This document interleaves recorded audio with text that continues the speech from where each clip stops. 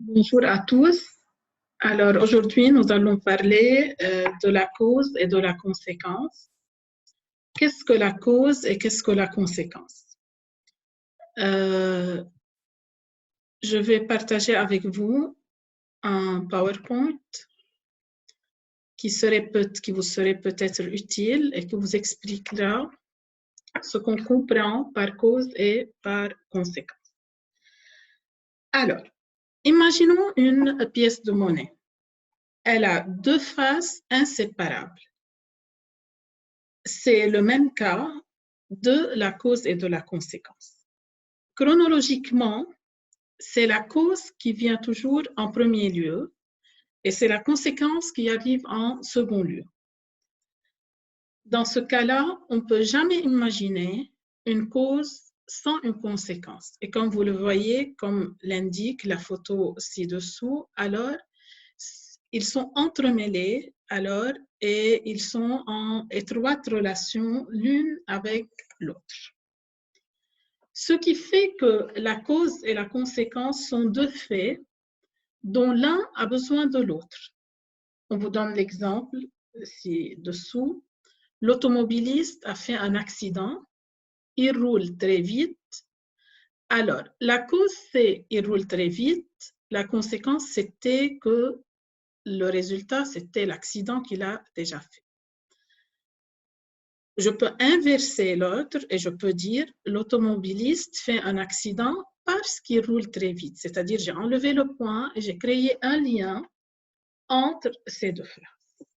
C'est pour cela que je vais commencer dans un premier temps à expliquer la cause et dans un deuxième temps, je vais passer à la conséquence pour conclure à faire un lien entre la cause et la conséquence, surtout au niveau des textes à exploiter. Exprimer la cause signifie donner la raison d'un événement, d'un comportement, mais aussi c'est justifier ses actes, c'est-à-dire c'est dire pourquoi. Et une proposition subordonnée circonstancielle de cause, ou bien une proposition subordonnée donne l'explication de ce qui est dit dans la proposition principale. Sa fonction grammaticale est d'être complément circonstanciel de cause. Elle peut être placée avant ou après la proposition et elle exprime implicitement la conséquence. On va parler d'un fait. Si je vous dis que Marie est en retard, la question qui se pose, c'est pourquoi Marie est-elle en retard? Une des réponses pourrait être Marie est en retard parce qu'il y a une grève de métro. Et ici, si vous avez remarqué, on a utilisé parce que, et le mot parce que, c'est le premier marqueur de cause. Je peux aussi dire car il y a une grève de métro. Je peux répondre aussi par dire comme il y a une grève du métro, Marie est en retard. On remarque que dans cette phrase-ci, on a l'expression, bien la conjonction comme, qui est utilisée en tête de phrase. Et ça, c'est sa particularité, c'est que lorsque je vais introduire une cause par comme, je suis obligée de l'introduire toujours au début de la phrase. Je peux dire aussi, Marie est en retard puisqu'il y a une grève de métro. Et dans ce cas-là, j'ai utilisé le mot puisque. Et puisqu'il est toujours utilisé lorsqu'il y a une logique, et elle insiste aussi sur la logique, entre la cause et la conséquence, ce qui signifie toujours évidemment, bien sûr. Une autre réponse probable, à cause de la grève du métro, Marie est arrivée en retard. Alors, si vous avez remarqué ici, on a utilisé à cause de, et si on remarque très bien, à cause de est toujours suivi, ou bien elle est toujours accompagnée d'un groupe nominal ou bien d'un nom. On continue, je peux dire, Marie est arrivée au bureau à l'heure grâce au taxi.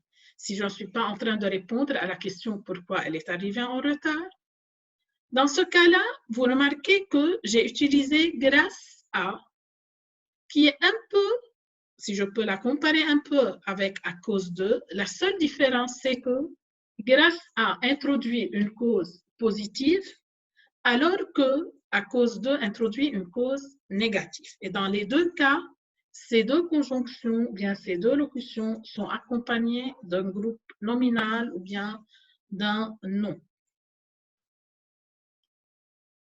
Voilà, c'est un tableau récapitulatif des conjonctions ou bien des tournures qui peuvent exprimer la cause. Et pour chaque tournure, vous avez dans la deuxième partie du tableau son utilisation particulière. Et un exemple peut être à l'appui.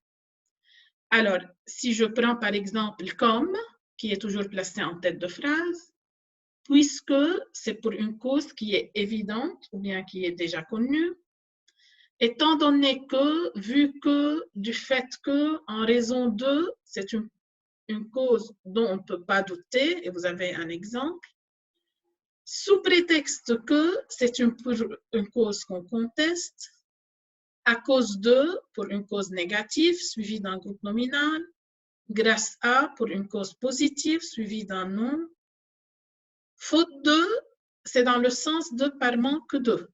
Exemple, nous ne pouvons pas partir en vacances cet été, faute d'argent. Et en effet, elle peut être placée en tête, en cours ou à la fin de la phrase, introduisant une explication. C'est toujours pour expliquer. Alors, l'avion n'a pas pu atterrir. En effet, le vent était très fort.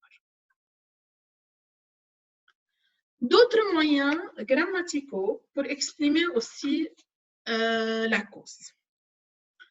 On peut avoir recours à une proposition participiale, là où on trouve un participe.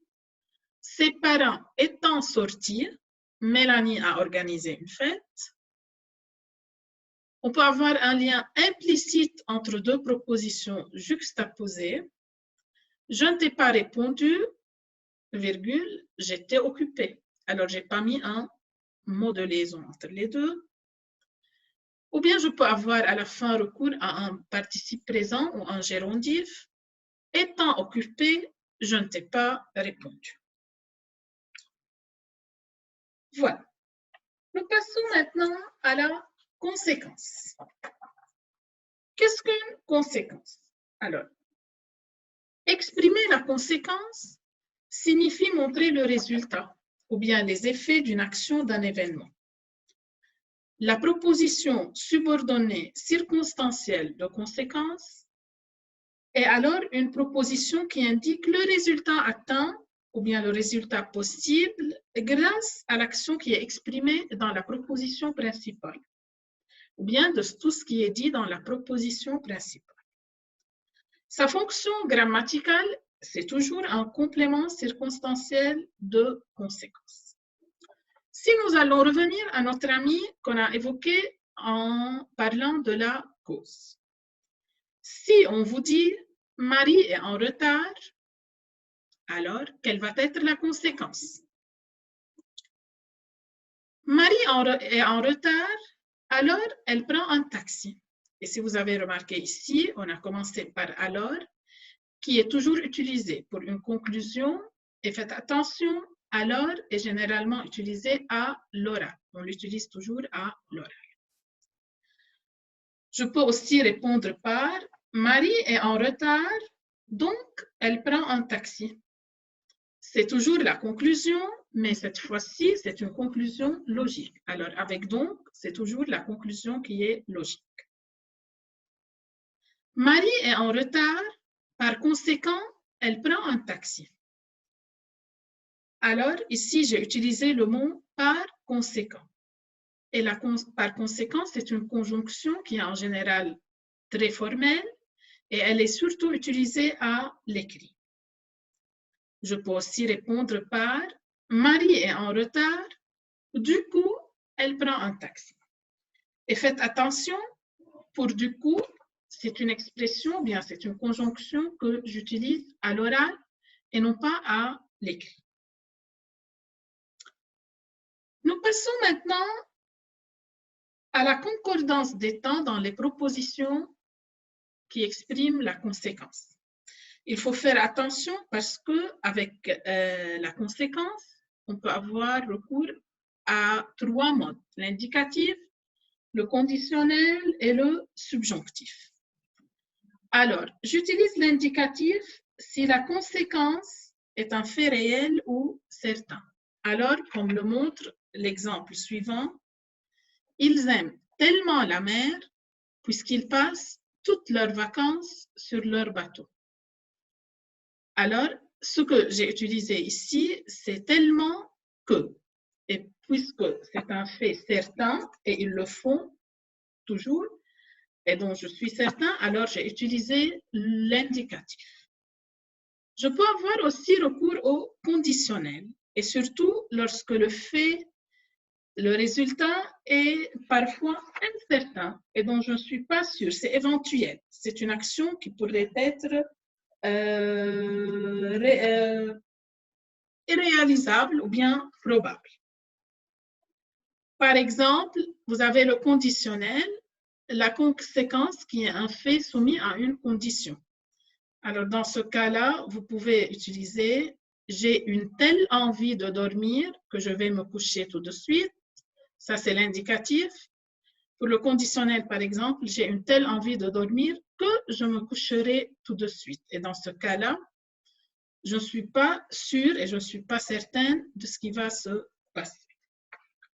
Et le troisième mode dont j'ai recours, c'est le mode subjonctif, qui est une action irréalisable. C'est quelque chose que je ne peux pas réaliser. Alors, dans ce cas-là, pour le subjonctif, je peux utiliser trop, trop peu, assez et suffisamment avec un adjectif ou bien un verbe, assez de et trop de avec un nom. Alors, je pourrais dire, ce jeune musicien joue assez bien pour qu'on le prenne au conservatoire. Et je peux dire il y a trop de monde pour que j'attende. Faites attention, si le verbe principal et le verbe de la subordonnée ont le même sujet, on ne peut pas le reprendre. Dans ce cas-là, je serais obligée d'utiliser un verbe à l'infinitif. Et je dirais, il est trop vieux pour danser le rock. Je ne pourrai jamais dire, il est trop vieux pour qu'il danse le rock. Passons maintenant à la relation, ou bien à la structure qui est entre la cause et la conséquence. Cette structure est présente dans tous les types de textes. Elle permet de mieux comprendre le fil des actions, de ce qui est lu, de tous les liens entre les différentes parties d'un texte. Elle sert particulièrement à expliquer et à décrire des faits. Et comme vous remarquez, alors, il y a toujours un va-et-vient entre la cause et la conséquence qui est l'effet, entre la cause qui est exprimée par parce que et l'effet et les conséquences qui sont exprimées par donc. Afin de bien comprendre les liens cause-conséquence qui sont dans un texte, il est possible de compléter différents schémas illustrant ces rapports. Cela permet ainsi d'avoir une vision globale des idées d'un texte et des liens qui les unissent. Voici quelques suggestions de schémas. Voilà le premier schéma, cause, phénomène, effet. Le phénomène qu'on a, c'est que l'oiseau se nomme le flamant rose. Quelle est la cause de cette nomination-là? C'est que le flamant rose se nourrit de petites crevettes qui contiennent des pigments. Alors, l'effet ou bien la conséquence, c'est que ces pigments colorent les plumes du flamant rose. Ça, c'est un premier schéma, un premier lien. D'autres liens, on pourrait avoir cause, effet, cause, et à la fin arriver au phénomène. Alors, le phénomène qu'on a, c'est l'allergie possible aux abeilles. La cause principale, c'est qu'une abeille se sent menacée. Alors, effet-cause, c'est qu'elle pique l'être humain, ça c'est le premier. Le deuxième, la personne a une réaction toxique. Et la troisième, si les symptômes persistent, il faut consulter un médecin. Dans certains textes, les liens sont tellement visibles, tellement clairs. Dans d'autres, on a besoin des mots ou bien des expressions qui indiquent cette relation entre la cause et la conséquence.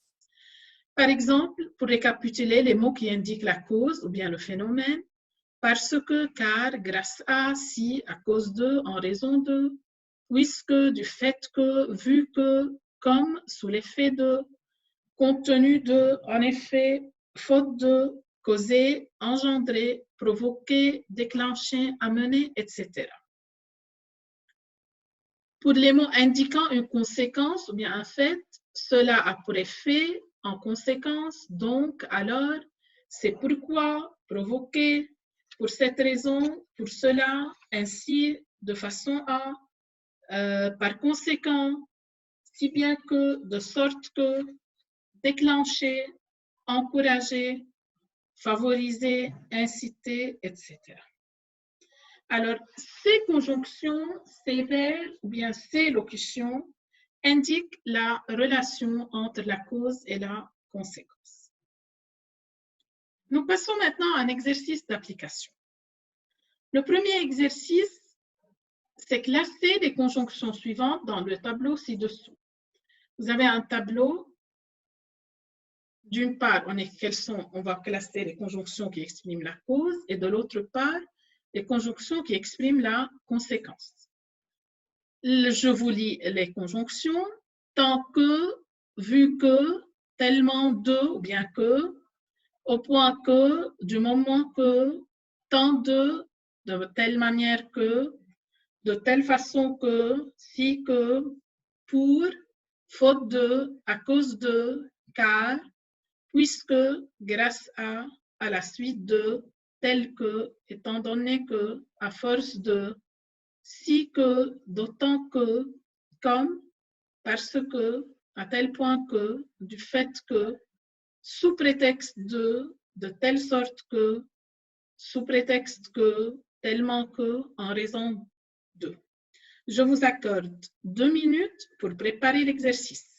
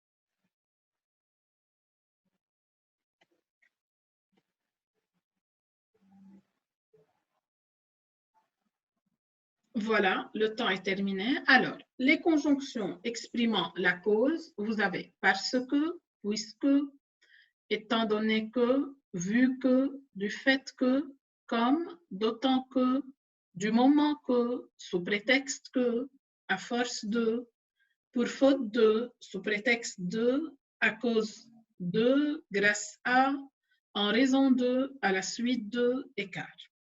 Et pour les conjonctions exprimant la conséquence, vous avez de telle façon que, de telle manière que, de telle sorte que, si que, tant que, tellement de, ou bien que, tant de, tel que, au point que, à tel point que, si que et tellement que. Nous passons à un second exercice, c'est cocher la case convenable. Vous avez des affirmations et vous allez dire si ces phrases-là expriment la cause ou bien la conséquence. La première phrase, il fait si froid que je préfère rester chez moi ce soir. J'ai pu le faire grâce à son aide. Sous prétexte qu'il a trop de travail, il n'est pas venu nous rejoindre. J'ai tant étudié que je ne peux plus. Comme j'habite loin de mon travail, je cherche un appartement près du centre-ville. Alors, vous avez 1 minute pour terminer l'exercice.